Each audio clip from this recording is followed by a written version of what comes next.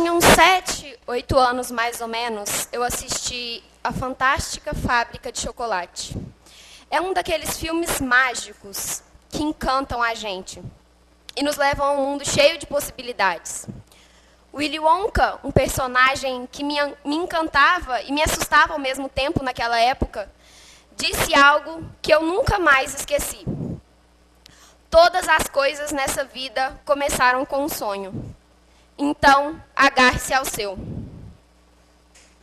Naquela época eu não entendia muito bem o significado daquelas palavras, mas algo me dizia que elas tinham um significado muito especial. Naquele tempo, meu sonho era simples e bem concreto.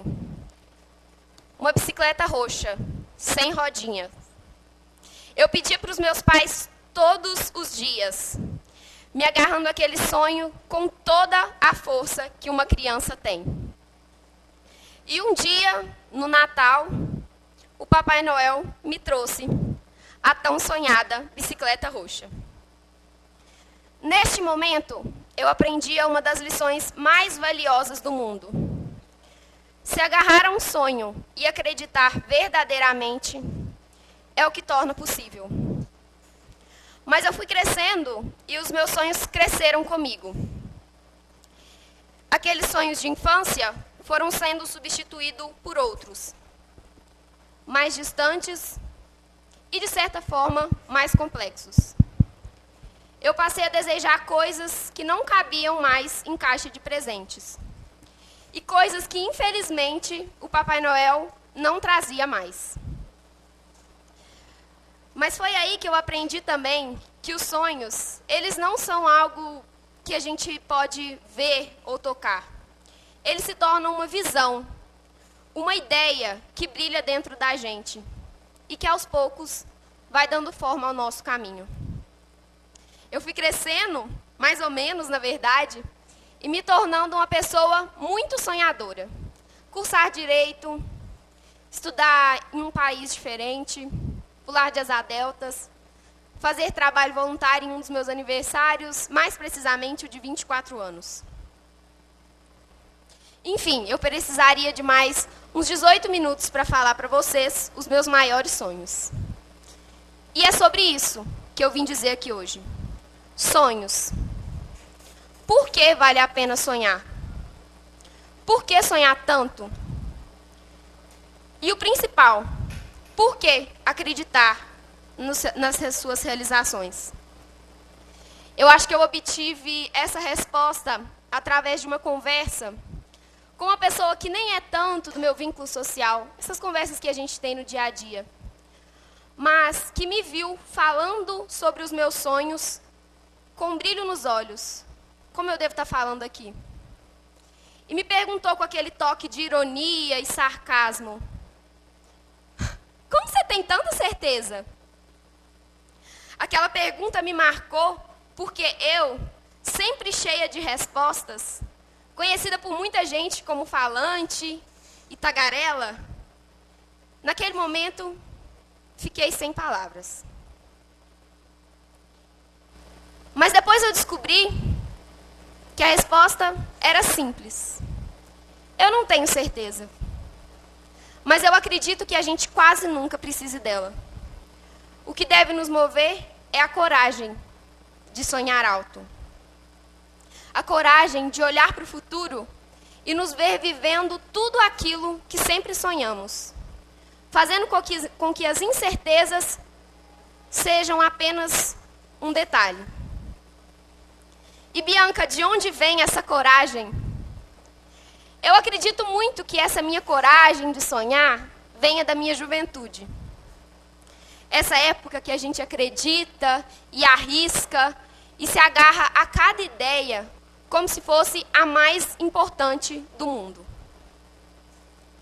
E se a gente for parar para pensar, como é triste observar as pessoas perdendo a coragem de sonhar à medida que a idade chega. À medida que o brilho da juventude vai embora. Como que algo que brilhava tanto em um coração, hoje brilha tão pouco? Quais são as grandes dificuldades da vida que fazem a gente parar de sonhar? Quando eu estava lá na minha casa escrevendo essa pergunta, eu estagnei. Não sabia mais o que responder. Quais são as grandes dificuldades da vida que fazem a gente parar de sonhar? A verdade é que eu nunca tinha passado assim por uma grande dificuldade da vida que me fizesse parar de sonhar. Então, eu tive a brilhante ideia de conversar com Dona Dalva, minha avó. Não com a expectativa de que ela me dissesse quais são as grandes dificuldades da vida que fazem a gente parar de sonhar. Mas algo dentro de mim sabia que ela tinha uma coisa muito além disso para me ensinar. Para contextualizar, a minha avó está morando lá em casa agora com a gente, porque recentemente nós descobrimos que ela está com Alzheimer. Ela ainda se lembra de muita coisa, a doença está no início. E por mais que durante essa nossa conversa ela tenha olhado para mim e me perguntado: quem é você mesmo? Algumas vezes, eu sabia que involuntariamente ela teria a resposta para muitas perguntas que estavam sem resposta na minha cabeça. Eu comecei perguntando para ela: vó, qual é o seu maior sonho? Ela respondeu rápido, como se estivesse pensando nisso o dia todo. Quero visitar minha mãe. Tem muito tempo que eu não vou lá. Manhã cedo eu vou lá. Nos seus lapsos de memória, minha avó às vezes esquece que a mãe faleceu. Depois eu perguntei para ela se ela se lembrava de um sonho que tinha quando tinha minha idade, mais ou menos. Ela perguntou de novo, com a cara de quem estava tentando se lembrar de algo, e falou: quantos anos você tem mesmo? Eu disse: 20, vó. Ela falou: nossa, mas já? Achei que eram uns 12. E respondeu: ah, nessa idade a gente sonha demais, mas depois passa. Para finalizar, porque eu senti que a minha avó já estava impaciente respondendo os meus questionamentos, eu perguntei se ela se lembrava de algum sonho que tinha realizado. Com muito espanto da minha parte, ela começou a responder. Disse que quando morava na roça, gostava de pintar. E que quando cresceu foi fazer aulas de pintura.